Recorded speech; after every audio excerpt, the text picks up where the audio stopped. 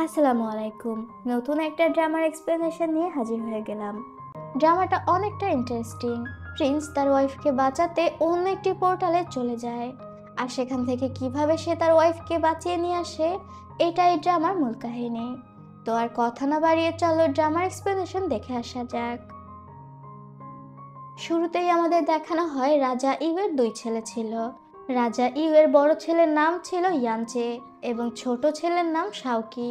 তবে প্রিন্স কি ভালো না হওয়ায় রাজা তার ছোট ছেলে শাওকিকে পরবর্তী রাজা হিসেবে ঘোষণা করে, যেটা প্রিন্স কি মেনে নিতে পারে না এবং যুদ্ধ ঘোষণা করে দেয়। তখন শাওকি আর তার কনকুবাইন নানসি দুইজনে যুদ্ধ করে। তবে তখন নানসি প্রেগনেন্ট ছিল। তবে শেষ মুহূর্ত পর্যন্ত যুদ্ধ করে শাওকি কোনোভাবে রাজ্য বাঁচাতে সক্ষম হয়, আর এটা ছিল শাওকির স্বপ্ন।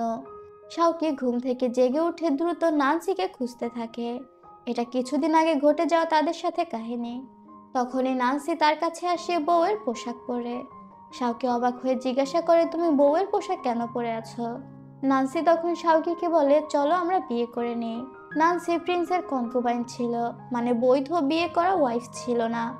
যা হোক, সেখানে নানসি আর শাওকি বিয়ে করে নেয়। তাদের একটা বাচ্চা মেয়েও হয়েছে।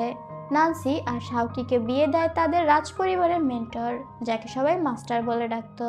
তবে বিয়ে শেষ হতেই নানসির মুখ থেকে রক্ত পড়তে শুরু করে। মেন্টর তখন শাওকিকে জানায় নানসির উপর একটা অভিশাপ রয়েছে। সে তার 20তম জন্মদিনের দিনই মারা যায়, আর সে জানতো সে আজ মারা যাবে।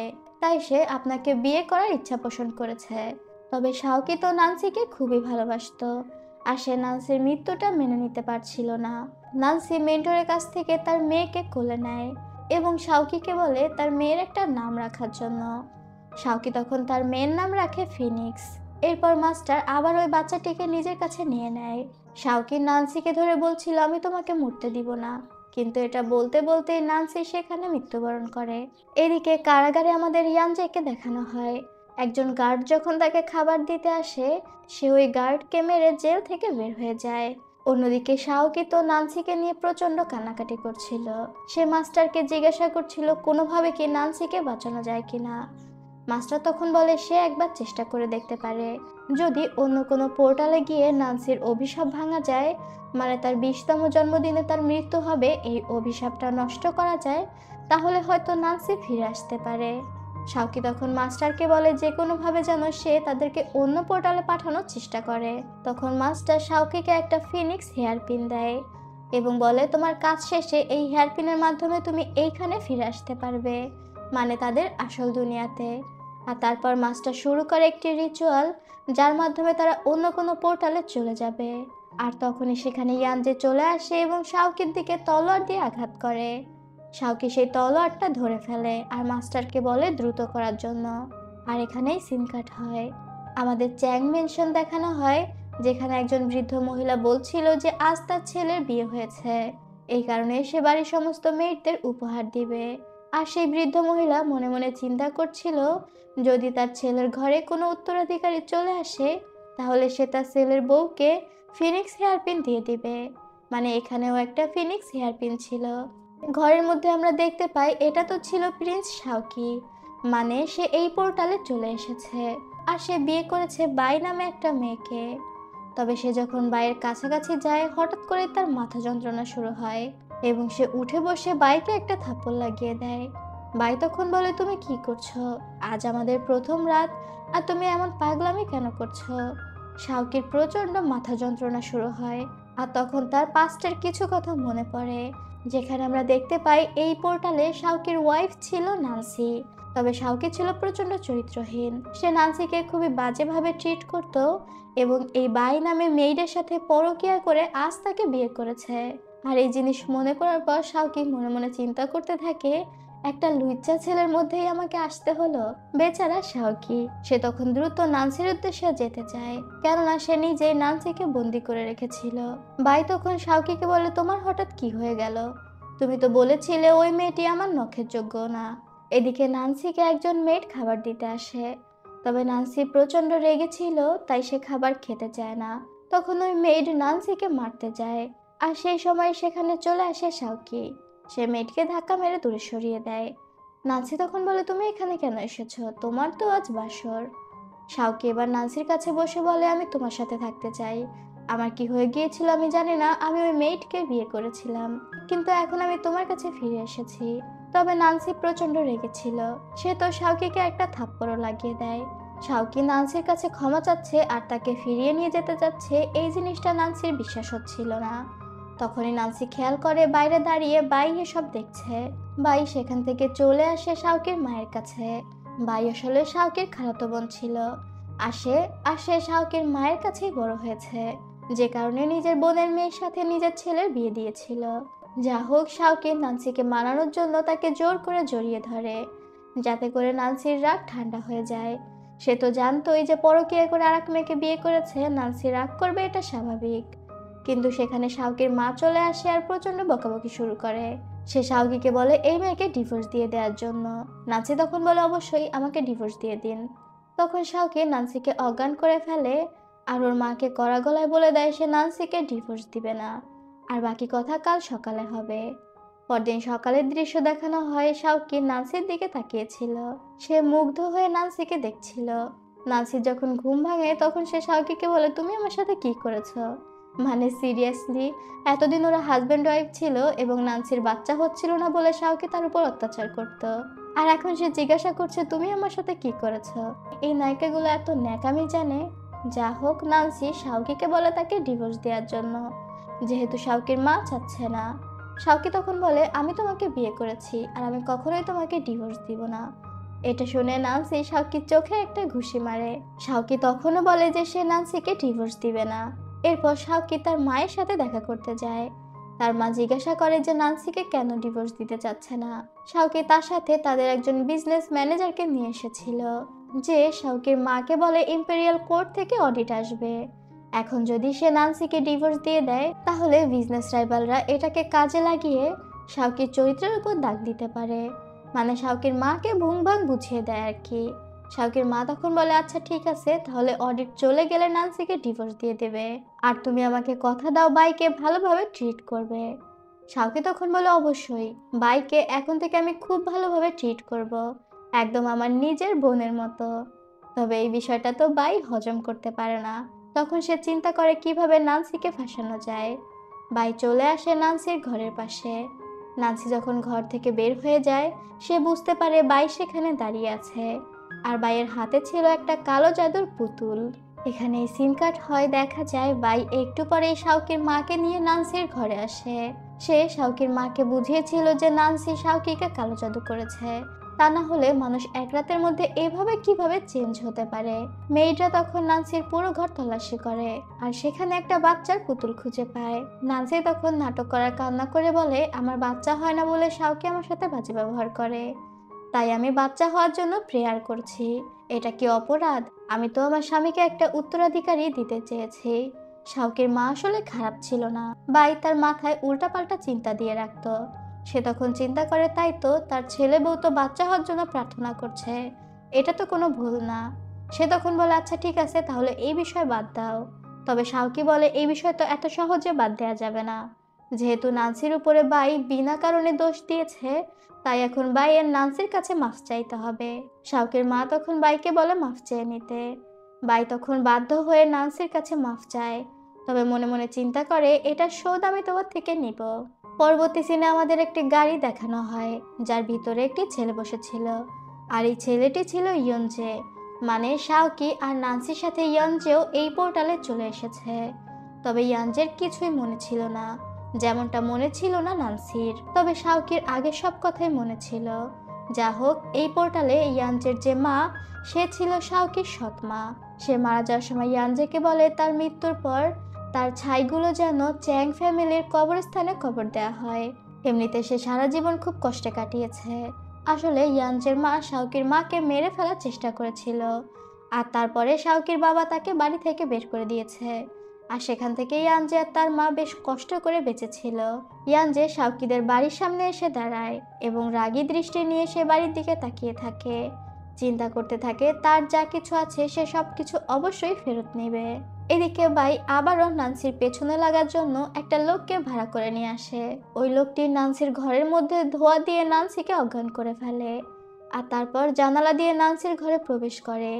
বাই আসলে নান্সির চরিত্রের উপর দাগ ফেলতে চাচ্ছিল, যাতে করে শাওকি নান্সিকে ছেড়ে দেয়। এদিকে বাই গিয়ে শাওকির মায়ের কানে কানে বলে নান্সি তার প্রেমিককে ঘরে নিয়ে এসেছে। শাওকির মা তো তখন রেগে দ্রুত আসে নান্সির ঘরে। আর তারা যখন গ্রুপ ধরে নান্সির ঘরে প্রবেশ করে, দেখতে পায় নান্সি তার ঘরে একজনকে বেঁধে রেখেছে। নান্সি আসলে অজ্ঞান হওয়ার ভান করেছিল, আর ওই লোককে ধরে বেঁধেও রেখেছে। সেখানে শাওকিও চলে আসে। শাওকির মা বলে, দেখো তোমার বউ তার প্রেমিককে ঘরে নিয়ে এসেছে। তবে নান্সি বলে এটা একটা লম্পট, সে আগে অনেক মেয়েদের অসম্মান করেছে। শাওকির মা তখন বলে চ্যাং প্যালেসে এত বেশি গার্ড থাকা সত্ত্বেও দিনের বেলা বাইরের কেউ তো ঢুকতে পারবে না, যদি না কেউ সাহায্য করে। এদিকে বাই তো ভয়ে কাঁপছিল। শাওকি ওই লোকের মুখ থেকে কাপড় বের করে জিজ্ঞাসা করে তাকে কে ডেকেছে, কিন্তু শয়তান তো শয়তানি হয়। সে বলে যে নান্সি তাকে ডেকেছে। নান্সি তখন এগিয়ে এসে বলে, আমি তোমাকে কিভাবে ডেকেছি, কার মাধ্যমে খবর পাঠিয়েছি, কোনো চিঠি নাকি আমি নিজে গিয়ে তোমাকে বলেছি? শাওকি ভয় দিয়ে বলে, যদি প্রমাণ করতে না পারো তাহলে কিন্তু তোমাকে মেরে ফেলবো। ওই লোক তখন ভয় পেয়ে যায় এবং বাইয়ের নাম বলতে যাচ্ছিল। বাই তখন হুট করে এসে ছুরি দিয়ে ওই লোকের গলা কেটে ফেলে। আর তারপর বলে সে হয়তো উল্টাপাল্টা বেফাস কিছু বলে দিত, আর বাইরের মানুষ যদি জানতো যে নান্সি তার প্রেমিককে ঘরে এনে ধরা পড়েছে, তাহলে তো চ্যাং ফ্যামিলির মান সম্মান থাকতো না। সেই কারণে ও এই লোককে মেরে ফেলেছে। তবে শাওকি তো বুঝতে পারে যে বাই কেন একে মেরেছে, কিন্তু শাওকির মা তখনও বাইকেই বিশ্বাস করে, যেহেতু তার বোনের মেয়ে, আর সে নিজের মেয়ের মতোই ভালোবাসতো, এবং সে নান্সিকেই দোষ দিতে থাকে। শাওকি তখন রেগে বলে, তুমি সত্যকে এখনো কেন দেখতে পাচ্ছ না? আর তাছাড়া নান্সিকে যে যতই বদনাম করার চেষ্টা করুক, আমি নান্সিকে ছাড়বো না। শাওকির মা তখন গার্ডদের ডেকে বলে শাওকিকে পেটাতে। এরপরেই দেখা যায় শাওকিকে প্রচন্ড পেটানো হচ্ছিল, আর জিজ্ঞাসা করা হচ্ছিল শাওকি নান্সিকে ছেড়ে দিবে কিনা। বাই নান্সিকে খোঁচা দিয়ে বলে, দেখো তোমার জন্য ওর কি অবস্থা। নান্সি তখন বলে, যেদিন তুমি আর ও মিলে পরকীয়া করে আমার কাছে ধরা খেয়েছিলে, সেদিনই আমার ওর প্রতি সমস্ত ভালোবাসা মরে গিয়েছে। এখনো থাকলো না থাকলো তাতে আমার কিছু যায় আসে না। তবে শক্তভাবে এই কথা বললেও নান্সির খুব খারাপ লাগছিল শাওকিকে এমন মার খেতে দেখে, যে কারণে সে সন্ধ্যাবেলায় শাওকির জন্য ওষুধ নিয়ে যায় এবং নিজে হাতে শাওকিকে ওষুধ খাইয়ে দিচ্ছিল। আর শাওকি নান্সির কাছ থেকে ওষুধ খেয়ে খুব বাচ্চামি করছিল। নান্সি শাওকির মুখের মধ্যে টিস্যু ঢুকিয়ে দিয়ে বলে, এটাই খাও। শাওকি তখন বলে, তুমি যা খাওয়াবে সেটাই মজা। তখনই সেখানে বাই আসে ওষুধ নিয়ে এবং নান্সিকে বলে, তুমি ওকে কি খাওয়াচ্ছ? ওর জন্য আমি বিশেষ ওষুধ তৈরি করে নিয়ে এসেছি, ও এটা খেলে খুব দ্রুত ঠিক হয়ে যাবে। তবে এতক্ষণ বাচ্চামি করতে থাকা শাওকি মুহূর্তেই কঠোর হয়ে যায় এবং বাইকে ঝাড়ি মেরে বলে, এরপর থেকে এইভাবে আমাদের ঘরে ঢুকবে না। আগে আমি যেমন ছিলাম, এখন আমি সম্পূর্ণ আলাদা মানুষ এবং আমি শুধুমাত্র নান্সির সাথে সারা জীবন থাকতে চাই। ভাই তখন রেগে গিয়ে বলে, আমি তোমাকে একদিন না একদিন দেখিয়ে দিব যে নান্সি কেমন মেয়ে। পরবর্তী সিনে দেখা যায় ইয়ান যে চ্যাং ফ্যামিলির বাড়ির সামনে, মানে শাওকিদের বাড়ির সামনে অনশনে বসেছে। সেখানে লোকজনও ভিড় হয়ে গিয়েছে, তাই ভাই বের হয়ে আসে ইয়ানজের সাথে কথা বলতে। সেই ইয়ানজেকে বলে, এখানে তুমি নাটক করছো কেন? ইয়ানজে তখন জানায় তার মায়ের শেষ ইচ্ছা ছিল চ্যাং ফ্যামিলির কবরস্থানে তার ছাইগুলো কবর দেয়া। শাওকির মা যদি দয়া করে এটার অনুমতি দেয়, তাহলে সে তার মায়ের ছাইগুলো কবর দিয়ে এখান থেকে চলে যাবে। তবে এই বিষয়টা জানার পর শাওকির মা একদম রেগে যায়। সে বলে, ওই মহিলার ছাই কখনোই তাদের ফ্যামিলির কবরস্থানে কবর দেওয়া যাবে না। সে ছিল একটা বাজে মহিলা, মারা গিয়েছে, ঝামেলা গিয়েছে। তখন ভাই শাওকির মাকে বুদ্ধি দেয় নান্সিকে এগিয়ে দিতে। নান্সি যদি এই সমস্যার সমাধান করতে পারে, তাহলে সে নান্সিকে এই প্যালেসে থাকতে দিবে। শাওকির মায়ের এই আইডিয়াটা পছন্দ হয়। এদিকে শাওকি দুঃস্বপ্ন দেখে যে ইয়ান যে নান্সিকে মেরে ফেলছে। সে নান্সি বলে চিৎকার করে জেগে ওঠে। নান্সি সেই ঘরেই বসেছিল। শাওকি দৌড়ে গিয়ে নান্সিকে জড়িয়ে ধরে বলে, আমি একটা বাজে স্বপ্ন দেখেছি। নান্সি তখন বলে, আমি তোমাকে ওয়ার্নিং দিচ্ছি। তবে সে ওয়ার্নিং এর পরোয়া কে করে? শাওকি নান্সিকে কিস করে দেয়। এরপর সে নান্সিকে বলে, আমি স্বপ্নে দেখলাম ইয়ানজে তোমাকে আঘাত করছে। নান্সি তখন বলে, ইয়ানজে আমাকে কিভাবে আঘাত করবে? আমাকে যদি কেউ আঘাত করতে পারে সেটা একমাত্র তুমি। তখনই সেখানে বাই চলে আসে, আর বাই নান্সিকে জানায় যে শাওকির মা তাকে দায়িত্ব দিয়েছে ইয়ানজের সাথে কথা বলার জন্য।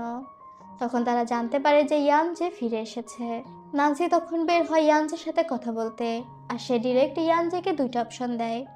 প্রথম অপশন হচ্ছে সে তার মায়ের ছাই কবরস্থানে কবর দিতে পারবে, তবে কবর দেওয়ার পর সে এখান থেকে অনেক দূরে চলে যাবে, আর কখনো তার মুখও যেন এই শহরে না দেখা যায়। আর দ্বিতীয় অপশন হচ্ছে সেই প্যালেসে থাকতে পারে, তবে তার মায়ের ছাই কবরস্থানে কবর দিতে পারবে না। ইয়ানজে যেন যে কোনো একটা অপশন বেছে নেয়। ইয়ানজে তখন বলে, আমি যদি একটাও বেছে না নিই? নানসি তখন বলে, তুমি তো ভালোই সাহস দেখিয়েছ। চ্যাং ফ্যামিলি এই শহরের সবচেয়ে ধনী ফ্যামিলি, আর তুমি সেখানে একজন পথশিশু। তোমার কোনো পরিচয় নেই। তোমাকে একটা পিঁপড়ার মতো টিপে মেরে দিতে পারে চ্যাং ফ্যামিলি। তোমার কাছে কোনো অপশনই নেই চয়েস না করার জন্য। ইয়ানজে তখন সিদ্ধান্ত নেয় সে এখানেই থেকে যাবে। ইয়ানজে যখন নানসির সাথে ভিতরে আসে, শাওকি তো ইয়ানজেকে দেখে ভয় পেয়ে যায়। ইয়ানজে তখন শাওকিকে বলে, চ্যাং ফ্যামিলির মাস্টার আমি এই ফ্যামিলির বড় ছেলে, আর একদিন আমি আমার সব কিছু ফিরিয়ে নিব। এই ফ্যামিলির মাস্টার হব আমি। শাওকি তখন বলে, সেটা তোমার স্বপ্নে। তবে বাই দ্রুত এসে শাওকির মাকে এই বিষয়টা বলে যে নানসি ইয়ানজেকে ভিতরে নিয়ে এসেছে। শাওকির মা তখন হেসে দিয়ে বলে, ঠিক আছে, ওর মা অন্যায় করেছিল, কিন্তু ও তো করেনি। নানসির এই সিদ্ধান্তে আমার বেশ ভালো লাগলো। শত হলেও ইয়ানজে চ্যাং ফ্যামিলির সন্তান। বাই তো ভেবেছিল শাওকির মা খুব রাগ করবে, কিন্তু সে রাগ করেনি দেখে বাইয়ের বিষয়টা ভালো লাগে না। সে মুখে হাসি রাখলেও মনে মনে চিন্তা করতে থাকে, এই বুড়িকে দিয়ে আমার কোনো কাজই হবে না। এখনো ওর মাথা থেকে ভালো মানুষের ভূতই যায়নি। যা করার তাকেই করতে হবে। এবং সে চলে আসে ইয়ানজের ঘরে ইয়ানজের সাথে হাত মেলানোর জন্য। প্রথমে তো ইয়ানজে বুঝতে না পেরে বাইয়ের গলা টিপে ধরে। বাই তখন বলে সে ইয়ানজেকে সাহায্য করার জন্য এসেছে। এরপরে দেখা যায় বাই আর ইয়ানজে বসে কথা বলছে। ইয়ানজে বাইকে জিজ্ঞাসা করে, আপনি কেন আমাকে সাহায্য করবেন? বাই তখন বলে সে শুধুমাত্র শাওকিকে চায়। ইয়ানজে এই ফ্যামিলির মাস্টার হয়ে গেলে সে যেন নানসিকে মেরে ফেলে এবং শাওকিকে তার কাছে দিয়ে দেয়। সে শুধু শাওকিকে ভালোবাসে। ইয়ানজে তখন বাইয়ের সাথে কাজ করতে রাজি হয়। বাই ইয়ানজেকে বলে, কিছুদিন পরে রাজার প্যালেসে কর নিয়ে যাওয়া হবে। আমি যে কোনোভাবে আন্টিকে মানে শাওকির মাকে অসুস্থ করে দিব, যাতে করে শাওকি ওই কর নিয়ে যায়। আর তুমি মাঝপথে শাওকি থেকে ওই কর নিয়ে নিজেই চলে যাবে প্যালেসে এবং নিজেকে চ্যাং ফ্যামিলির মাস্টার হিসেবে ঘোষণা করবে। আর এরপরেই দেখা যায় বাই শাওকির মায়ের খাবারে কিছু একটা মিশিয়ে দেয়, যে কারণে শাওকির মা প্রচণ্ড অসুস্থ হয়ে যায়। সে শাওকিকে ডেকে পাঠায়। শাওকি যখন তার মায়ের সাথে দেখা করতে আসে, তার মা জানায় সে প্রচণ্ড অসুস্থ, তাই এবছর কর পাঠানোর দায়িত্ব সে শাওকির উপর দিতে চায়। শাওকির মা প্রচণ্ড কাশছিল। বাই তখন পাশ থেকে বলে, বেশি কথা বলো না আন্টি, তুমি এখন রেস্ট নাও। মানে খুব ভালোবাসা। শাওকি আর নান্সি যখন তাদের মায়ের ঘর থেকে বের হয়ে আসে, নান্সি তখন বলে, কিছুদিন আগেই তো মা সুস্থ ছিল, হঠাৎ করে এত অসুস্থ হয়ে গেল, এই বিষয়টা নিয়ে তার সন্দেহ হয়। শাওকি তখন বলে, তাহলে চলো কর দেওয়ার সময় তুমি আমার সাথে থেকো। আর পরদিন সকালেই তারা কর নিয়ে বের হয়ে পড়ে। নান্সিও যায় শাওকির সাথে। শাওকি নান্সিকে বলে, যা কিছুই হয়ে যাক তুমি আমার সাথে সাথে থাকবে। তবে যেমনটা প্ল্যানিং হয়েছিল তাই হয়। ইয়ানজে কিছু সৈন্য নিয়ে শাওকির উপর আক্রমণ করার জন্য রাস্তার মধ্যে রেডি হয়। ইয়ানজে শাওকিদের গাড়ির দিকে তীর ছুটতে থাকে, আর তাই সেখানে থাকা কিছু সৈন্যরা ভয় পেয়ে সেখান থেকে পালিয়ে যায়। ইয়ানজে তার সৈন্যদের নিয়ে দ্রুত আসে গাড়ির কাছে, তবে দেখতে পায় সেখানে কেউই নেই। তখনই অন্য দিক থেকে শাওকি আর নানসি হেঁটে আসতে আসতে বলে, তুমি কে? আমাদের উপর কেন আক্রমণ করেছ? তখন তো দুই গ্রুপের মধ্যে তুমুল একটা ফাইট লেগে যায়। দেখা যায় নানসি খুব ভালো ফাইট করতে পারে। তবে এই ফাইট করতে করতে নানসির হঠাৎ তার আসল দুনিয়ার কথা মনে পড়ে যায়। সে যে প্রিন্স শাওকির সাথে তার আসল দুনিয়ায় যুদ্ধ করেছিল সেই বিষয়টা। এদিকে শাওকি আর ইয়ানজে যুদ্ধ করে শাওকি ইয়ানজেকে হারিয়ে দেয়। ইয়ানজে তখন তার কিছু সৈন্যদের নিয়ে সেখান থেকে পালিয়ে যায়। শাওকি দৌড়ে আসে নানসির কাছে এবং জিজ্ঞাসা করে, তুমি ঠিক আছো তো? নানসি তখন বলে সে অদ্ভুত কিছু জিনিস দেখছিল। তার মনে হচ্ছিল তার পুরনো কিছু স্মৃতি, তবে সে তার জীবনে ওইসব জায়গা বা ওইসব কাজ কখনোই করেনি। শাওকি তখন বুঝতে পারে নানসি তাদের আসল জীবনের কথা মনে পড়ছে। সে তখন নানসিকে বলে, আগে ফিরে চলো, রেস্ট নাও, সবকিছু ঠিক হয়ে যাবে। এদিকে প্যালেসে ইয়ানজে আর বাইকে দেখানো হয়। ইয়ানজের হাতে আঘাত লেগেছিল, বাই সেখানে ব্যান্ডেজ করে দিচ্ছিল এবং সে ইয়ানজেকে খোঁচা মেরে বলছিল, আমি তো তোমাকে শক্তিশালী ভেবেছিলাম।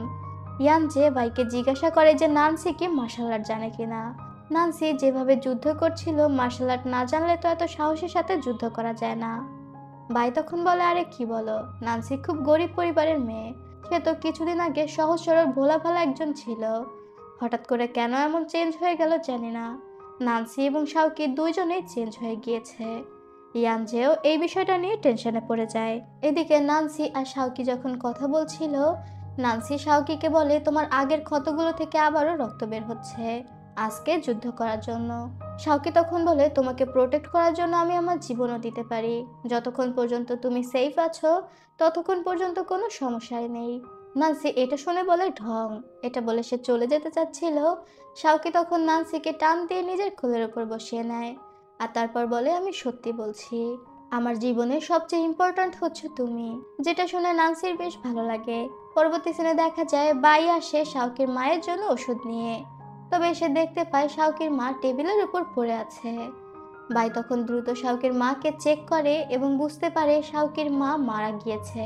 বাই তখন খুশি হয়ে বলে, অবশেষে বুড়ি ডাইনিটা মারা গিয়েছে।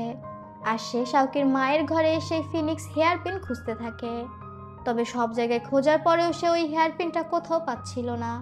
তখন তার মনে হয় যে হেয়ার পিনটা হয়তো শাওকির মায়ের শরীরেই আছে, যে কারণে সে শাওকির মাকে চেক করতে যায়। আর তখনই শাওকির মা তাকিয়ে পড়ে এবং বলে, তুমি কি খুঁজছিলে? বাই তো প্রচণ্ড ভয় পেয়ে যায়। তখনই সেখানে নান্সি এবং শাওকি আসে এবং পাস্টের একটা সিন থেকে আমরা দেখতে পাই একদিন রাতের বেলা নান্সি শাওকির মাকে সাবধান করে গিয়েছিল। তবে শাওকির মা তো এটা বিশ্বাস করে না, কারণ বাইকে সে তার নিজের মেয়ের মতো বড় করেছে। নান্সি তখন বলে, যদি আপনি আমাকে বিশ্বাস না করেন তাহলে কিছুদিন বাইরে আনা ওষুধ খাওয়া বন্ধ করুন, দেখবেন আপনি একা একাই ঠিক হয়ে গিয়েছেন। এবার তো বাই বুঝতে পারে সে পুরোপুরি কট খেয়ে গিয়েছে। সে তখন শাওকির মায়ের কাছে ক্ষমা চাইতে থাকে। তবে শাওকির মা গার্ডদের ডেকে বলে বাইকে বন্দি করে রাখতে। এদিকে ইয়ানঝে ঘুমিয়ে স্বপ্ন দেখছিল এবং স্বপ্নের মাধ্যমে তার আগের লাইফে সব কিছু মনে পড়ে যায়। ইয়ানঝে জেগে ওঠে এবং শয়তানের মতো হাসতে হাসতে বলে, এখন আমার সব কিছু মনে পড়ে গিয়েছে। এদিকে শাওকি আর নান্সিকে দেখানো হয় তারা বেশ খুশিতেই ছিল। শাওকি নান্সিকে ফিনিক্স হেয়ারপিনটা দিয়ে বলে, মা তোমাকে বউ হিসেবে মেনে নিয়েছে আর সে তোমাকে এই হেয়ারপিনটা দিয়েছে। এটা চ্যাং ফ্যামিলির খুব মূল্যবান জিনিস, তুমি খুব সাবধানে রেখো। তবে ওই হেয়ারপিনটা দেখে নান্সির কেমন আনিজি লাগতে শুরু করে, মানে তার আগের লাইফের কথা মনে পড়াতে তার মাথা ব্যথা হচ্ছিল। শাওকি তো আগে থেকেই সবকিছু জানতো। সে বুঝতে পারে নান্সির আগের কথা মনে পড়ছে। সে তখন দ্রুত নান্সিকে বিছানায় নিয়ে শুয়ে দেয় আর তারপর বলে, আগামীকাল তোমার 20তম জন্মদিন, আমরা অনেক সুন্দর করে সেলিব্রেট করব। নান্সি শাওকির বুকের মধ্যে আসতে আসতে বলে, এসবের প্রয়োজন নেই। তবে শাওকি বেশ ভয়ে ছিল, কারণ আগামীকালই সেই দিন যেদিন নান্সিকে বাঁচাতে না পারলে অভিশাপ কাটাতে পারবে না। এদিকে ইয়ান যেহেতু কাজে লেগে পড়েছিল, সে একটা তলোয়ার হাতে বাইয়ের কাছে আসে। বাই ইয়ানজিকে দেখে চিন্তা করে ইয়ানজি হয়তো তাকে বাঁচাতে এসেছে। ইয়ানজি তখন বলে, তোমাকে বাঁচিয়ে লাভ কি, তুমি সাধারণ একটা কাজই করতে পারো না। বাই তখন বলে, আমাকে প্লিজ বাঁচাও, তাহলে আমি তোমাকে একটা সিক্রেট বলবো। আন্টির কাছে যে ফিনিক্স হেয়ারপিনটা আছে সেটার মাধ্যমে সময়কে নিয়ন্ত্রণ করা যায়। আর এটা শোনার পর ইয়ানজি বলে, তাহলে তো তোমার কাজ শেষই। এটা বলে সে বাইয়ের পেটের মধ্যে তলোয়ার ঢুকিয়ে দেয় আর বাই সেখানেই মারা যায়। পরদিন সকালের দৃশ্য দেখানো হয়, শাওকি নান্সির জন্য নুডলস বানিয়ে এনেছে। নুডলস ছিল নান্সির প্রিয় খাবার। তখনই একজন মেইড এসে শাওকিকে জানায় তার মা জরুরিভাবে তাকে তলব করেছে, এখনই যেতে হবে। শাওকি তখন নান্সিকে বলে, তুমি খাও, আমি দেখে আসছি। আর মেইডের সাথে বাইরে আসার পর মেইড শাওকিকে জানায় যে বাইকে হত্যা করা হয়েছে। শাওকি তখন দৌড়ে যায় তার মায়ের কাছে। দেখতে পায় তার মা বাইকে ধরে কান্নাকাটি করছে। শাওকি অবাক হয়ে বলে, বাইকে কে মারতে পারে? শাওকির মা তখন বলে যে আমি ইয়ানজির খোঁজে লোক পাঠিয়েছিলাম, শুনলাম সে গত রাত থেকে তার ঘরে নেই। আর এটা শোনার পর শাওকি চমকে যায়। সে বুঝতে পারে ইয়ানজের আগের কথা মনে পড়ে গিয়েছে। এদিকে ইয়ানজে চলে আসে নান্সির কাছে। নান্সি তো তখন খাবার খাচ্ছিল। ইয়ানজে নান্সির ঘরে এসে ঘরের দরজা বন্ধ করে দেয়। শাওকি দৌড়ে নান্সির ঘরের দিকে আসছিল, তবে অনেকটা দেরি হয়ে গিয়েছে। ইয়ানজে নান্সির গলায় তলোয়ার ধরলে নান্সি বলে, তুমি তো এই ফ্যামিলির সম্পদ চাও, তাহলে আমাকে কেন মারতে চাচ্ছ? ইয়ানজে তখন বলে, আচ্ছা তার মানে তোমার আগের জীবনের কিছুই মনে নেই, চলো আমি তোমাকে মনে করিয়ে দিচ্ছি। এরই মধ্যে শাওকি দৌড়ে ঘরে আসে এবং দেখতে পায় ঘরে নান্সি নেই, তার মানে ইয়ানজে নান্সিকে নিয়ে গিয়েছে। শাওকির মা দৌড়ে এসে বলে, দিনের বেলায় চারপাশে গার্ড, সে নান্সিকে নিয়ে এদিক থেকে তো যেতে পারবে না যদি না সে নিষিদ্ধ এলাকায় প্রবেশ করে। এরপরেই দেখা যায় ইয়ানজে নান্সিকে নিয়ে নিষিদ্ধ এলাকাতেই এসেছিল, আর তার কাছে ওই হেয়ারপিনটাও ছিল। ইয়ানজে বুঝতে পারছিল না এই হেয়ারপিনটা সে কিভাবে ব্যবহার করবে। সে বিভিন্নভাবে চেষ্টা করছিল এই হেয়ারপিনের মাধ্যমে তাদের আসল দুনিয়াতে ফিরে যেতে। তখনই সেখানে শাওকি চলে আসে, আর ইয়ানজে শাওকিকে দেখে শয়তানের মতো হাসতে হাসতে ওই হেয়ারপিনটা নান্সির পেটে ঢুকিয়ে দেয় এবং বলে, আগের পোর্টালে আমি তোমাদের মারতে পারিনি তো কি হয়েছে, এই পোর্টালে মারবো। তবে ওই হেয়ারপিনটা নান্সির পেটে ঢুকিয়ে দেওয়ার জন্য নান্সির আগের সমস্ত স্মৃতি মনে পড়ে যায়। এখান থেকেই সিন কাট হয়। আমাদের নতুন একটি রাজ্য দেখানো হয় যার নাম ছিল ডংলান। ডংলান রাজ্য পরিচালিত হতো মেয়েদের দ্বারা এবং সমস্ত সেনাবাহিনী ছিল মেয়েরা। ইমপ্রেস এই রাজ্যের প্রিন্সেসের বিয়ে নিয়ে অনেক চিন্তা করছিল, কারণ তার 20তম জন্মদিনের আগে অবশ্যই তাকে বিয়ে করতে হবে এবং এই রাজ্যের দায়িত্ব নিতে হবে। মন্ত্রিসভা সবাইকে বলে যে কোনোভাবে প্রিন্সেসের জন্য একটি ছেলে খুঁজে বের করতে। আর এই রাজ্যের প্রিন্সেস ছিল নান্সি। নান্সি যখন ঘুম থেকে জেগে ওঠে, সে বুঝতে পারে সে অন্য একটা পোর্টালের মধ্যে চলে এসেছে, আর তার ঘরের ভিতরে বিভিন্ন ছেলেদের ছবি। একজন মেইড সেখানে আসলে নান্সি জিজ্ঞাসা করে মা কোথায়, মানে রানীর কথা জিজ্ঞাসা করছিল। ওই মেইড তখন বলে সে আপনার বিয়ে নিয়ে মিটিং করছে, আর এইসব ছেলেদের মধ্যে যে কাউকে আপনাকে চয়েস করতে হবে। তবে নান্সি তো এদের কাউকে বিয়ে করবে না। অন্যদিকে নান্সির মা বাবা এই রাজ্যের জ্যোতিষীর সাথে কথা বলছিল। আসলে নান্সির জন্য যে ছেলেই পছন্দ করা হোক না কেন, সেই ছেলে কোনো না কোনোভাবে মারা যায়। এ কারণে সবাই নান্সিকে অভিশপ্ত রাজকন্যা বলতো। জ্যোতিষী রানীকে বলে পশ্চিমের রাজ্যের কোনো প্রিন্সের সাথে যদি প্রিন্সেসের বিয়ে ঠিক হয় তাহলে তার অভিশাপ কেটে যাবে। এটা সে গণনা করে দেখেছে। আর পশ্চিমের রাজ্য ছিল জিলিং নামে একটি রাজ্য। রানী তখন খুশি হয়ে বলে, তাহলে তো ভালোই, শুনেছি সেই রাজ্যে 7জন প্রিন্স আছে, তাহলে 7জনের মধ্যে যে কাউকে তো চয়েস করাই যায়। এদিকে নান্সি চিন্তা করছিল যে কোনোভাবে তাকে শাওকিকে খুঁজে বের করতে হবে। তখন তার মাথায় একটা আইডিয়া আসে, আর সে শাওকির একটা ছবি আর্ট করে এবং তার অফিসারদের নিয়ে বের হয়ে পড়ে শহরে শাওকিকে খোঁজার উদ্দেশ্যে। কারণ সে জানতো সে যেহেতু এই পোর্টালে এসেছে, শাওকি তার আশেপাশেই থাকবে। এই পোর্টালে শাওকি ছিল খুব গরিব একটা ছেলে, যাকে রেস্টুরেন্ট থেকে ধাক্কা মেরে ফেলে দেওয়া হয় কারণ সে রেস্টুরেন্টে খেয়ে টাকা দিতে পারেনি। শাওকি বলছিল সে ভবিষ্যতে কখনো টাকা দিয়ে দিবে। তখনই সেখানে নান্সি চলে আসে। নান্সির সৈন্যরা শাওকির ছবি মিলিয়ে দেখে যে এটাই শাওকি, বাট নান্সি শাওকির যে ছবি এঁকেছে সেটা দেখে তো আমার হাসতে হাসতে পেট ব্যথা হয়ে যাচ্ছিল। যা হোক, নান্সিকে জানানো হয় যে ওই ছবির লোকটিকে পাওয়া গিয়েছে। নান্সি তখন খুশি হয়ে সেখানে আসে আর শাওকিকে বলে আমার সাথে চলো। তবে শাওকি প্রিন্সেসের সাথে যেতে রাজি হচ্ছিল না। নান্সি খুব ভদ্রভাবে বলে যে তুমি কি আমার হাজবেন্ড হবে। শাওকি তখন বলে তার অন্য প্ল্যান রয়েছে, সে এখন কোনো প্রিন্সেসকে বিয়ে করে রয়্যাল ফ্যামিলির আত্মীয় হয়ে প্রিন্সেসের পিছন পিছন ঘুরতে চায় না। নান্সি তখন তার অফিসারদের বলে ওকে আমার ভালো লেগেছে, ওকে আমার প্যালেসে তুলে নিয়ে এসো। শাওকিকে জোর করে ধরে নিয়ে যাওয়া হয়। গত পোর্টালে নান্সি যেমন সবকিছু ভুলে গিয়েছিল, এই পোর্টালে শাওকি সবকিছু ভুলে গিয়েছিল। যা হোক, এরপরে দেখা যায় নান্সিকে তার মেইডরা এসে জানায় যে শাওকি পালিয়ে গিয়েছে। নান্সি তখন ঝাড়ি মেরে বলে গার্ডরা কি করছিল। মেইডরা জানায় শাওকি অনেক চালাক, সে গার্ডদের চোখ ফাঁকি দিয়ে চলে গিয়েছে। এটা শুনে নান্সি হেসে দিয়ে বলে সে এখনো আগের মতো স্মার্ট আছে। আর এরপর সে চলে যায় শাওকিকে খুঁজতে। শাওকি তখনও প্যালেসের বাইরে যেতে পারেনি, আর সে নান্সি আসছে এটা বুঝতে পেরে একটা পাথরের পিছনে লুকিয়ে পড়ে। তবে নান্সি এই বিষয়টা দেখতে পেয়ে যায়। তখন সে মুচকি হেসে বলে সে হয়তো অন্যদিকে গিয়েছে, চলো ওদিকে যাওয়া যাক। এটা বলে অন্যদিকে চলে যায়। এরপরে আমাদের ইয়ানঝেকে দেখানো হয়, আর ইয়ানঝেও এই পোর্টালে এসেছিল এবং ইয়ানঝেরও স্মৃতি ছিল। আর সে ছিল জিলিং রাজ্যের ফার্স্ট প্রিন্স। এই ফার্স্ট প্রিন্স বহু বছর ধরে অসুস্থ ছিল, কিন্তু ইয়ানঝে তার মধ্যে আসার পর সে সুস্থ হয়ে গিয়েছে। অন্যদিকে নান্সির প্যালেসে দেখা যায় নান্সি শাওকিকে ধরে ফেলে আর তারপর বলে তুমি কি কোথাও যাচ্ছিলে। শাওকি তখন বেচারা তো ধরা পড়ে গিয়েছে, সে তখন আর কোনো কথা বলে না। এরপরে আবারও ইয়ানঝেকে দেখানো হয়, সে একজন গার্ডকে ডেকে শাওকির ছবি দিয়ে বলে একে যে কোনোভাবে খুঁজে বের করো, জীবিত অথবা মৃত। আর রাজার কি অবস্থা। গার্ড তখন জানায় রাজা সুস্থ স্বাভাবিকভাবেই রাজ্য চালাচ্ছে। ইয়ানঝে বলে ঘোষণা করে দাও যে রাজা প্রচন্ড অসুস্থ এবং ফার্স্ট প্রিন্স এখনকার মতো রাজ্যের দায়িত্ব নিচ্ছে। বুঝতেই পারছেন ইয়ানঝের শয়তানি শুরু হয়ে গিয়েছে। পরবর্তী সিনে দেখা যায় নান্সি শাওকিকে বেঁধে রেখেছে এবং নান্সি তার বাবাকে ডেকে শাওকিকে দেখিয়ে বলে সে শাওকিকে বিয়ে করবে। তার বাবা তখন বলছিল এত এত প্রিন্স থাকতে তুমি এমন গরিব একটা ছেলেকে বিয়ে করতে চাচ্ছ কেন, তাও জোর করে। নান্সি তখন বলে তার এই ছেলেকে ভালো লেগে গিয়েছে আর সে বিয়ে করলে এই ছেলেকেই করবে। নান্সির বাবা তখন বলে আমার কাছে একটা বুদ্ধি আছে। এখান থেকেই সিন কাট হয়। দেখা যায় নান্সির স্বয়ংবরের দৃশ্য। নান্সির মা জিলিং রাজ্যের সব প্রিন্সদের ডেকে পাঠিয়েছিল, তবে সেখান থেকে এসেছিল মাত্র 4 জন, যার মধ্যে শাওকিকেও দেখা যায়, যাকে নান্সির বাবা জিলিং রাজ্যের 7th প্রিন্স হিসেবে পরিচয় করিয়ে দিয়েছে। অন্যান্য প্রিন্সরা সবাই এসে যার যার প্রতিভা দেখাতে থাকে। যেহেতু এই রাজ্যের দায়িত্ব মেয়েরাই সামলাতো, তাই ছেলেরা রান্নাবান্না এবং ঘরকন্নার কাজ করত। কেউ সেলাই, কেউ ছবি আর্ট, কেউ গানের প্রতিভা দেখাচ্ছিল। তবে নান্সি সবাইকে রিজেক্ট করে দেয়। এরপর যখন 7th প্রিন্স মানে শাওকির পালা আসে, তখন শাওকি এসে বলে তার একটাই ট্যালেন্ট, সে শুধু খেতে পারে।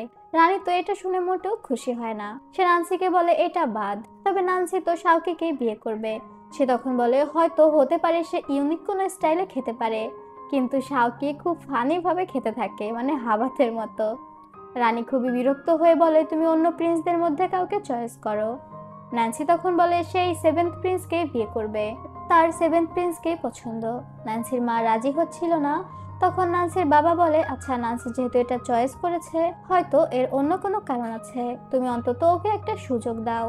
তখন নান্সির মা আর কিছু বলতে পারে না, যেহেতু এমনিতেই নান্সির অভিশপ্ত প্রিন্সেস বলে একটা খেতাব রয়েছে।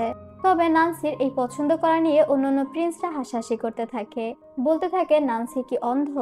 আসলে কোনো প্রিন্সই 7th প্রিন্সকে চিনত না, কারণ 7th প্রিন্স ছোটবেলা থেকে বাইরে বাইরে থাকতো এবং কারো সামনে তেমন ভাবে আসতো না, যে কারণে এই প্রিন্সরাও চিনতে পারেনি যে শাওকি 7th প্রিন্স না। যা হোক, ঘরের মধ্যে নান্সি শাওকির গলায় তলোয়ার ধরে বলে তুমি কি আমাকে বিয়ে করবে নাকি জীবন দেবে বলো। শাওকি তো তখনও ইতস্তত করছিল, তবে নান্সির তলোয়ারের সামনে সে আর কিছু বলতে পারে না। নান্সি সেখান থেকে চলে যায় তার মায়ের ঘরে এবং তার মাকে অনুরোধ করে তাকে একটা সুযোগ দেওয়ার জন্য। সে 1 মাসের মধ্যে শাওকিকে তার যোগ্য করে তুলবে। রান্না, সেলাই, গান এবং তীর চালনা সবকিছু শাওকিকে সে শিখাবে। নান্সির মা তখন বলে তুমি যেহেতু এত করেই বলছো, তাহলে আমি তোমাকে একটা সুযোগ দিলাম, তবে তুমি ব্যর্থ হলে তোমাকে 2nd প্রিন্সকে বিয়ে করতে হবে। নান্সি এতে রাজি হয়ে যায়। এরপর নান্সির মা জ্যোতিষীকে ডেকে জিজ্ঞাসা করে যে 7th প্রিন্স নান্সির জন্য ঠিক আছে কিনা। জ্যোতিষী তখন বলে প্রিন্সেস যেহেতু 7th প্রিন্সকে পছন্দ করেছে, হয়তো তার নিজস্ব কোনো কারণ রয়েছে, আপনার প্রিন্সেসের পছন্দের প্রতি ভরসা রাখা উচিত। নান্সির মা তখন একটু আশ্বস্ত হয়। পরবর্তী সিনে দেখা যায় নান্সি শাওকিকে নিয়ে পুরোদমে লেগে পড়েছিল তাকে যোগ্য করে তুলতে। প্রথমেই সে শাওকিকে সেলাই শেখায়, তবে শাওকির তো এসব কাজে একদমই মন ছিল না। নান্সি দূরে বসে মুগ্ধ হয়ে শাওকিকে দেখছিল। শাওকি একা একা বসে সেলাই প্র্যাকটিস করছে। হঠাৎই শাওকির হাতে সুইয়ের খোঁচা লেগে যায়। নান্সি দৌড়ে এসে শাওকির হাত ধরে নিজের মুখের মধ্যে নিয়ে নেয়, যেহেতু রক্ত বের হচ্ছিল। শাওকি এক দৃষ্টিতে নান্সির দিকে তাকিয়ে থাকে আর মনে মনে ভাবে তার নান্সিকে খুব পরিচিত মনে হচ্ছে। আর এরপর রান্না শেখানোর সময় শাওকি প্রায় রান্নাঘরে আগুনই লাগিয়ে দিচ্ছিল। সে হাঁড়ি কড়াই সব পুড়িয়ে ফেলেছে এবং এরপরে নান্সি শাওকিকে তীর চালনা শেখায়। সে যখন নিজে হাতে শাওকিকে তীর ধরা শেখাচ্ছিল, শাওকির তো লজ্জায় কান লাল হয়ে যায়। নান্সি তখন বলে শুধু তো তীর ধরাই শেখাচ্ছি, তোমার কান এমন লাল হয়ে গিয়েছে কেন? শাওকি তখন বলে বাইরে অনেক গরম, এই কারণে তার কান লাল হয়ে গিয়েছে। যা হোক, সারাদিন ধরে সেখানে শাওকি তীর চালনা প্র্যাকটিস করে আর দূরে বসে নান্সি তাকে নজরে রাখছিল। রাতের বেলা দেখা যায় শাওকির হাতে ফোস্কা পড়ে গিয়েছে এবং সে চিন্তা করে সে আর কোনোভাবে এখানে থাকবে না এবং পালিয়ে যাওয়ার জন্য বের হয়। তবে শাওকির ঘরের সামনে দাঁড়িয়ে ছিল নান্সি। সে শাওকিকে বলে তুমি কি চাঁদ দেখতে এসেছো? শাওকি তখন বলে তুমি চাঁদ দেখো, আমি অন্য কোথাও যাচ্ছি। এবং একটু পরে শাওকি আবারও ঘর থেকে বের হয়ে আসে। তখনও নান্সি সেখানে দাঁড়িয়েছিল এবং পরবর্তীতে ভোর রাতের দিকে শাওকি আবারও চাল টপকে পালানোর চেষ্টা করে। নান্সি তখন শাওকির কাছে এসে বলে তুমি আর কত পালাবে, আমি তো টায়ার্ড হয়ে যাচ্ছি। শাওকি তখন বলে আমাকে যেতে দাও, তাহলে তুমিও শান্তিতে ঘুমাতে পারবে আর আমিও। নান্সি তখন বলে নিজের ঘরে যাও আর ঘুমিয়ে পড়ো। শাওকি সেখান থেকে যাওয়ার সময় পড়েই যাচ্ছিল। নান্সি তখন তাকে ধরে ফেলে। এই দৃশ্যটা সব ড্রামাতে দেখা যায়, মেয়েরা পড়ে গেলে ছেলেরা ধরে, কিন্তু এখানে পুরোটাই উল্টো। শাওকিকে ধরার পর নান্সি শাওকিকে একটা কিস করে দেয়। শাওকি নান্সিকে ধাক্কা দিয়ে সরিয়ে দিয়ে বলে তুমি কি করছো? নান্সি তখন বলে নিজের হাজবেন্ডকে কিস করার মধ্যে সমস্যা কোথায়? শাওকি সেখান থেকে দ্রুত নিজের ঘরে ফিরে আসে। নান্সিও তখন শাওকির পিছু পিছু তার ঘরে আসে এবং তার পাশে বসে বলে, তুমি কি আমার উপর রাগ করেছো? আচ্ছা, রাগ করো না, তুমি এখন উল্টো আমাকে একটা কিস করে দাও, তাহলে শোধবোধ হয়ে গেল। তবে শাওকি বিরক্ত হচ্ছিল। নান্সি তখন শাওকিকে বলে, তোমার কি সত্যি আমাদের পাস্টের বিষয়ে কিচ্ছু মনে পড়ছে না? তোমার কি মনে হচ্ছে না যে সবকিছু কেমন যেন আলাদা?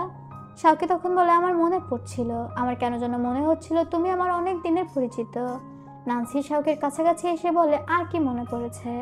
তবে শাওকি বলে, আমাকে একটু ঘুমাতে দাও। নান্সি তখন আর কোনো কথা না বলে চুপ হয়ে যায়। নান্সি সেখান থেকে নিজের ঘরে ফিরে এসে দেখতে পায় নান্সির মা তার জন্য অপেক্ষা করছে। নান্সির মা জানায় খুব চিন্তার একটা বিষয় ঘটেছে। জিলিং রাজ্যের আগের রাজা হঠাৎ করে মারা গিয়েছে এবং ফার্স্ট প্রিন্স সিংহাসনে বসেছে। নান্সি তখন বলে, এতে চিন্তার কি আছে? নান্সির মা বলে, ফার্স্ট প্রিন্স রাজা হওয়ার পরে এই সীমান্তের কাছে অনেক সৈন্যদের এনে জড়ো করেছে। এই বিষয়টা নিয়ে আমি একটু চিন্তিত আছি। ডংলানের উপর কোনো বিপদ না ঘনিয়ে আসে। নান্সি তখন বলে, এটা আসলে চিন্তার বিষয়। আর তাছাড়া আগের রাজা সুস্থ স্বাভাবিক থাকা অবস্থায় হুট করে কিভাবে মারা যেতে পারে, এটা তো রহস্যজনক। নান্সির মা তখন বলে, এই তো তুমি বুদ্ধিমতীর মতো কথা বলছো, কিন্তু তুমি কেন সেভেন্থ প্রিন্সকে নিয়ে এমন পাগলামি করছো? নান্সি তখন বলে, মা, আমি তাকে পছন্দ করি। সে কোনো প্রিন্স হোক বা কোনো সাধারণ মানুষ, আমি শুধু তাকে ভালোবাসি আর তাকে বিয়ে করতে চাই। আর এই বিষয়টা দরজার পাশ থেকে শাওকি শুনতে পেয়ে যায়। তখন শাওকি বুঝতে পারে যে নান্সি সত্যিই তাকে ভালোবাসে। শাওকি যখন নিজের ঘরে ফিরে আসে, সে শুধু নান্সির কথাই ভাবছিল, নান্সির সাথে কাটানো সময়গুলো। তখন সে মনে মনে চিন্তা করে যে এতদিন তো সে ভাবতো নান্সি হয়তো মজা করছে, কিন্তু এখন সে বুঝলো সত্যিই নান্সি তাকে ভালোবাসে। আর সেও নান্সির চিন্তা মাথা থেকে বেরই করতে পারছিল না। এটা ভাবতে ভাবতে শাওকি কম্বল মুড়ি দিয়ে শুয়ে পড়ে। পরদিন সকালেই দেখা যায় শাওকি এত সুন্দর করে সেলাই করেছে, যেটা দেখে নান্সি নিজে হতবাক হয়ে গিয়েছে। নান্সি চিৎকার করে বলে ওঠে, আমি জানতাম তুমি পারবে, আমার তোমার প্রতি বিশ্বাস ছিল। তুমি কি তাহলে আমাকে বিয়ে করতে রাজি? শাওকি তখন বলে, আসলে আমি কনফিউজড, আমি বুঝতে পারছি না আমি কি করব। এটা শুনে নান্সির একটু মন খারাপ হচ্ছিল। তবে শাওকি বলে, তুমি মন খারাপ করো না, আমি এখন বুঝতে পেরেছি যে আমিও তোমাকে পছন্দ করি, আর আমি তোমার হাজবেন্ড হওয়ার জন্য প্রস্তুত। এটা শুনে তো নান্সি মহা খুশি। এরপরে দেখা যায় শাওকি নান্সির মায়ের কাছে পরীক্ষা দেয়, সেলাই, রান্না, তীর চালনা সবকিছু। নান্সির বাবা তো প্রচন্ড খুশি ছিল নান্সি এবং শাওকির জন্য। নান্সির মা বলে, এখন অন্তত শাওকির কিছুটা গুণ হয়েছে নান্সির হাজবেন্ড হওয়ার জন্য। আর সে নান্সি এবং শাওকির বিয়ের জন্য রাজি হয়ে যায়। পরবর্তী মাসের 15 তারিখে বিয়ের দিনও ফিক্সড করে ফেলে। নান্সি আর শাওকি দুজনেই রানীকে গ্রেটিং করে। সবকিছু খুব সুন্দরভাবে চলছিল। রাতের বেলায় দেখা যায় জ্যোতিষী লুকিয়ে লুকিয়ে কারো ঘরে যাচ্ছে। সে এসেছিল শাওকির ঘরে। শাওকি তো জ্যোতিষীকে দেখে অবাক হয়ে বলে, আপনি এখানে কেন এসেছেন? জ্যোতিষী তখন বলে, সেভেন প্রিন্স এখনই সময় রানীকে মেরে ফেলার। যেটা শুনে শাওকি চমকে ওঠে। শাওকি তো আসলে সেভেন প্রিন্স না, তবে জ্যোতিষী সত্যি সত্যি ভেবেছিল সে সেভেন প্রিন্স। জ্যোতিষী অনেক আগে থেকেই সেভেন প্রিন্সের সাথে চিঠি আদান প্রদান করত এবং ষড়যন্ত্র করছিল ডংলানের কুইন মানে নান্সির মাকে মেরে ফেলার। আর এরপর জ্যোতিষী এই রাজ্যটা দখল করে নেবে। জ্যোতিষী শাওকিকে বলে, আপনি তো এমন ভান করছেন যে এগুলো আপনি প্রথমবার শুনছেন। শাওকি তখন বলে, আরে না না, লং টাইম নান্সির সাথে থাকতে থাকতে এগুলো তো আমার মাথা থেকে বেরিয়ে হয়ে গিয়েছিল। তাহলে কি সময় হয়ে গিয়েছে রানীকে মারার? মানে শাওকি জ্যোতিষীর তালে তাল মিলাচ্ছিল তার প্ল্যান জানার জন্য। জ্যোতিষীও শাওকিকে চিনতে পারে না এবং বলে যে খুব দ্রুত সে শাওকিকে একটা পয়জন পাঠাবে, যেটা দিয়ে শাওকি রানীকে মেরে ফেলবে। অন্যদিকে নান্সি তার আর শাওকির বিয়ের ড্রেসও তৈরি করে ফেলেছে এবং সেটা ট্রায়াল দিয়ে দেখার সময় নান্সি প্রচন্ড খুশি ছিল। কিন্তু শাওকি একটু অন্যমনস্ক ছিল, সে জ্যোতিষীকে নিয়ে ভাবছিল। এরপরেই দেখা যায় শাওকি যখন তার ঘরে ছিল, একজন মেয়েড তার ঘরে খাবার নিয়ে আসে, কিন্তু খাবার রাখতে রাখতে ওই মেয়েড শাওকির উপর ছুরি দিয়ে আক্রমণ করে। তবে নান্সি সঠিক সময়ে এসে শাওকিকে বাঁচিয়ে দেয় এবং জিজ্ঞাসা করে, বলো তোমাকে কে পাঠিয়েছে? তখন ওই মেয়েড বিষ খেয়ে সেখানে নিজের জীবন দিয়ে দেয়, যেমনটা লয়াল মেয়েডরা করে থাকে। নান্সি চিন্তায় পড়ে যায় যে কে শাওকিকে মারার চেষ্টা করছে। শাওকিকে আসলে মারার চেষ্টা করেছিল ইয়ানঝে। একজন গার্ড তাকে খবর দেয় যে তারা ফেল হয়েছে। ইয়ানঝে তখন অনেক রেগে যায় ওই গার্ডের উপর। গার্ড তখন বলে সে ভালো একটা খবর নিয়ে এসেছে এবং জ্যোতিষী যে রানীকে মারার জন্য ষড়যন্ত্র করছে এই বিষয়টা ইয়ানঝেকে জানিয়ে দেয়। পরদিন সকালবেলা দেখা যায় নান্সি আর শাওকি প্যালেসের মধ্যে দিয়ে আসছিল। শাওকি তখনও অন্যমনস্ক দেখে নান্সি জিজ্ঞাসা করে, তুমি কি গত দিনের হত্যাকারীর কথা ভাবছো?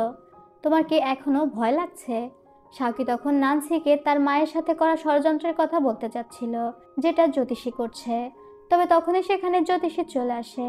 নান্সি জ্যোতিষীকে দেখে জিজ্ঞাসা করে সে এই প্যালেসে কেন এসেছে, তাও এমন হুট করে অসময়ে। জ্যোতিষী তখন বলে সে কিছু গণনা করে দেখেছে রানীর বিপদ হতে পারে, তাই সে রানীকে দেখতে এসেছে। এমনি নর্মালি কথাবার্তা বলে জ্যোতিষী সেখান থেকে চলে যায়। শাওকি তখন নান্সিকে বলে এই লোকের থেকে সাবধানে থেকো, তার মনে হয়তো দুষ্টু কোনো পরিকল্পনা রয়েছে। তবে দূর থেকে জ্যোতিষী এই বিষয়টা শুনতে পেয়ে যায় এবং মনে মনে বলতে থাকে ইয়ানঝে আমাকে সাবধান করে দিয়ে ভালোই করেছে। পাস্টের একটা সিন থেকে দেখতে পাই জ্যোতিষী যখন ধ্যান করছিল তখন জিলিং এর বর্তমান রাজা মানে ইয়ানঝে তার সাথে দেখা করতে আসে এবং সে ডিরেক্ট জ্যোতিষীকে বলে আমি জানি আপনি কি কি প্ল্যান করছেন, দংলানের কুইনকে মেরে আপনি যে দংলান দখল করতে চান এই বিষয়ে। জ্যোতিষী প্রথমে অস্বীকার করলেও ইয়ানঝের কাছে প্রমাণ ছিল, আর ইয়ানঝে জ্যোতিষীকে আশ্বস্ত করে বলে আমি আপনাকে সাহায্য করব, এত ভয় পাওয়ার কিছু নেই। ইয়ানঝে জ্যোতিষীকে বলে দেয় যে শাওকি আসলে সেভেন প্রিন্স না, কারণ সেকেন্ড প্রিন্স কিছুদিন আগেই অসুস্থ হয়ে মারা গিয়েছে, আর সে যেহেতু রাজ্যে থাকতো না তাই এই বিষয়টা কেউ জানে না। এই কারণেই শাওকিকে পরীক্ষা করতে এসেছিল জ্যোতিষী এবং সে নিশ্চিত হয়ে একটা শয়তানি হাসি দিয়ে বলে ভাগ্যিস ইয়ানঝে আমাকে সাবধান করেছিল। পরবর্তী সিনে দেখা যায় একজন গার্ড এসে শাওকিকে একটা বিষ দেয় এবং বলে রানীর ওয়াইনের মধ্যে ওই বিষটা মিশিয়ে দেওয়ার জন্য। গার্ডকে পাঠিয়েছিল জ্যোতিষী। গার্ড যখন জ্যোতিষীকে জানায় যে সে বিষটা শাওকিকে দিয়ে এসেছে তখন জ্যোতিষী ওই গার্ডকে মেরে ফেলে এবং তার পকেটে একটা জিলিং এর স্পাইয়ের সিল রেখে দেয়। এরপর দেখা যায় শাওকি এসেছিল হলরুমে। যেহেতু প্রিন্সেসের বিয়ে ঠিক হয়েছে তাই এখানে একটা খাওয়া দাওয়ার অনুষ্ঠানের আয়োজন করা হয়েছিল। নান্সি শাওকিকে বলে রানীকে একটা ড্রিঙ্ক দেওয়ার জন্য, এটা তাদের এক ধরনের রিচুয়াল ছিল। শাওকি তখন এক গ্লাস ড্রিঙ্ক রানীর দিকে এগিয়ে দিলে জ্যোতিষী ওই ড্রিঙ্কের গ্লাসটা ফেলে দেয়। রানী অবাক হয়ে বলে আপনি এটা কি করলেন? জ্যোতিষী তখন বলে এই ড্রিঙ্কের মধ্যে বিষ ছিল, শাওকি আপনাকে মারার চেষ্টা করছে। নান্সি তো এটা শুনে ক্ষেপে যায়, শাওকি কেন রানীকে মারার চেষ্টা করবে? তখন জ্যোতিষী বলে শাওকি কোনো প্রিন্স না, সে আসলে জিলিং রাজ্যের একজন স্পাই। পরিচয় গোপন করে সে এখানে এসেছে রানীকে হত্যা করার উদ্দেশ্যে, আর শাওকিকে চেক করলেই তার শরীরে বিষ পাওয়া যাবে। তখন রানী শাওকিকে চেক করার জন্য বলে, তবে শাওকি বলে তাকে চেক করার প্রয়োজন নেই, তার কাছে সত্যি বিষ আছে। তবে এই বিষ তাকে জ্যোতিষী দিয়েছে রানীকে মারার জন্য। এখন কোনো প্রমাণ ছাড়া এতদিনের বিশ্বস্ত জ্যোতিষীর উপর আঙুল তুললেই তো হবে না, তার উপর জ্যোতিষী তো পুরো প্রস্তুতি নিয়েই শাওকিকে ফাঁসিয়েছিল। একজন গার্ড এসে জানায় একটা মৃতদেহ পাওয়া গিয়েছে যার পকেটে ছিল জিলিং রাজ্যের স্পাইয়ের সিল। ব্যাস শাওকি তো আরো বেশি কট খেয়ে যায়। জ্যোতিষী তখন বলে আরো বেশি পরিষ্কার হয়ে যাবে যদি শাওকির ঘর চেক করা হয়। প্রথমে নান্সি এতে বাধা দিচ্ছিল, তবে তার মা বলে শাওকি যদি নির্দোষ হয় তাহলে তো ঘর চেক করে কিছুই পাওয়া যাবে না, এতে বাধা দেওয়ার কিছু নেই। তাই নান্সির বাবা যায় শাওকির ঘর চেক করতে, আর সত্যি সত্যি সেখানে কিছু চিঠি খুঁজে পায়। অবশ্যই জ্যোতিষী কাউকে দিয়ে এটা রেখেছিল। আর চিঠিগুলো পড়ার পর রানী ক্লিয়ার হয়ে যায় যে শাওকি জিলিং রাজ্যের স্পাই এবং তাকে মারার জন্য এখানে এসেছে। জ্যোতিষী রানীকে বলে এখনই শাওকিকে মৃত্যুদণ্ড দেওয়ার জন্য, এমন বেঈমানকে বাঁচিয়ে রাখা যাবে না, সে বাজে উদ্দেশ্য নিয়ে প্রিন্সেসের কাছাকাছি এসেছে। তবে নান্সি অন্য প্ল্যান করে, সে তার মাকে বলে যেহেতু শাওকি তার সাথেই বেঈমানি করেছে তাই এই শাস্তিটা সে শাওকিকে দিতে চায়, শাওকিকে যেন বেঁধে তার কাছে দিয়ে দেওয়া হয়। তবে নান্সির বাবা বলে শাওকিকে নান্সির কাছেই দিয়ে দিতে। জ্যোতিষী এবার একটু টেনশনে পড়ে যায় আর সে নান্সিকে ফলো করতে থাকে যে শাওকিকে নিয়ে নান্সি কি করে। নান্সি শাওকিকে নিয়ে তার প্যালেসে চলে আসে। শাওকিকে বেঁধে রাখা হয়েছিল। শাওকি বলছিল নান্সি তুমি কি সত্যি আমাকে বিশ্বাস করো না? নান্সি শাওকির গলায় ছুরি ধরে বলে এতগুলো প্রমাণ থাকার পরেও তুমি আমাকে তোমাকে বিশ্বাস করতে বলছো? তুমি আমাকে আগে কেন তোমার পরিচয় দাওনি? শাওকি তখন বলে তুমি আমাকে রাস্তা থেকে তুলে নিয়ে এসেছো, আমি জোর করে তোমার প্যালেসে আসিনি আর তোমার কাছাকাছি আসিনি, তুমি নিজে আমাকে তোমার কাছে টেনেছো, আর এই তোমার ভালোবাসা। নান্সি তখন রেগে গিয়ে বলে এটাই আমার জীবনের সবচেয়ে বড় ভুল। শাওকি তখন বলে তাহলে আমাকে মেরে ফেলো, আমাকে বাঁচিয়ে রেখেছো কেন? মানে দুইজনের তুমুল ঝগড়া লেগে যায়। নান্সি তখন বলে অবশ্যই, তোমাকে এখন আমি 1000 টুকরো করে কুকুর দিয়ে খাওয়াবো। তবে দূর থেকে এই সব কিছু জ্যোতিষী দেখছিল। শাওকি চিৎকার করে বলে তোমাকে ভালোবাসার পুরস্কার হিসেবে আমি এটাই বেছে নিলাম। নান্সি আবার বলে তোমার আমি এমন অবস্থা করব যাতে অন্য সবাই তোমাকে দেখে শিক্ষা নিতে পারে, আমার সাথে বেইমানি করার শাস্তি কি হতে পারে।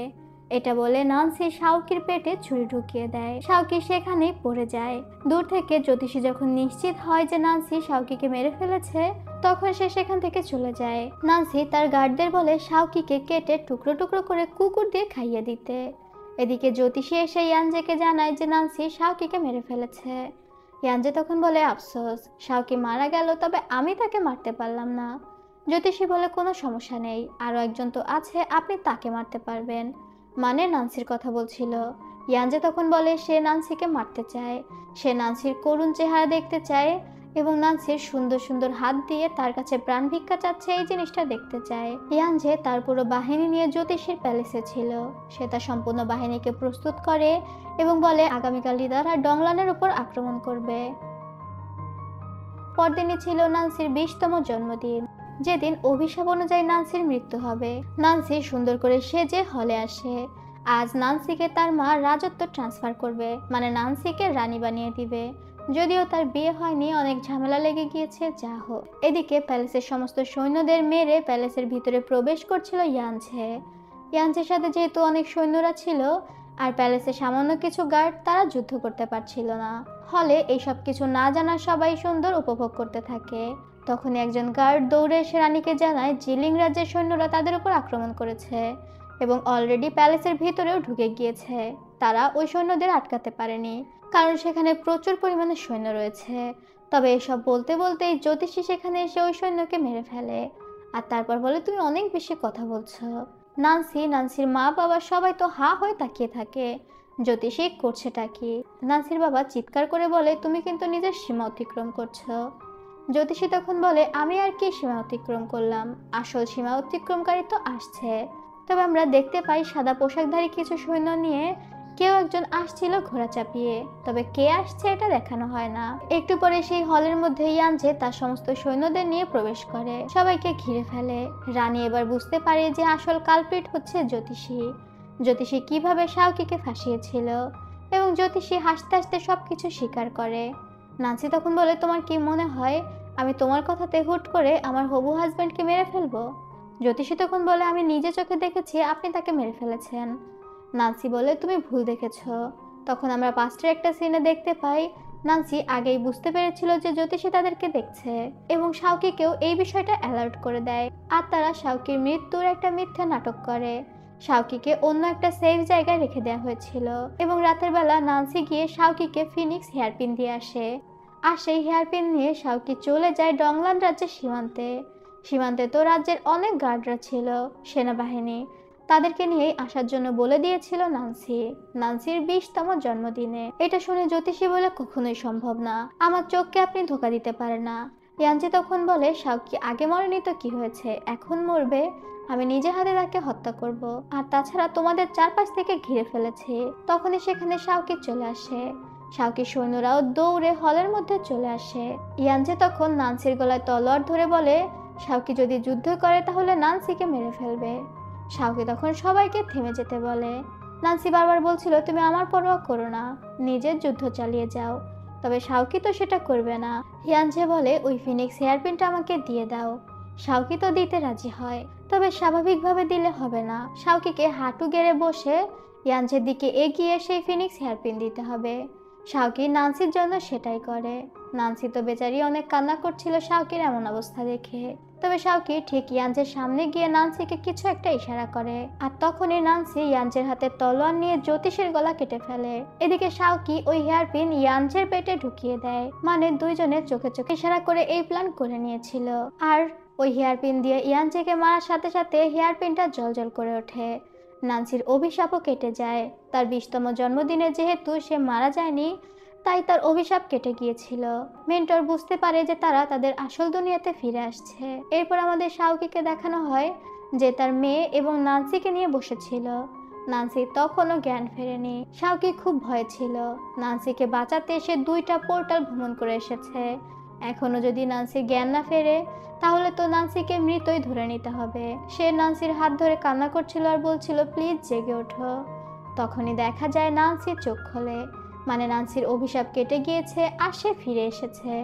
শাওকি খুশি হয়ে বলে, আমি জানতাম তুমি ফিরে আসবে। নান্সি তখন বলে, ফিরে না এসে কোথায় যেতাম, তোমাকে কথা দিয়েছিলাম তো। আর তারপর দুজনে দুষ্ট কাজে ব্যস্ত হয়ে যায়। আর এখানেই সম্পূর্ণ ড্রামাটা শেষ হয়ে যায়। তো বন্ধুরা, কেমন লাগলো এই ড্রামাটি অবশ্যই কমেন্ট করে জানাতে ভুলবে না। ড্রামা নেম চেসিং লাভ। আজ তবে যাচ্ছি, আল্লাহ হাফেজ।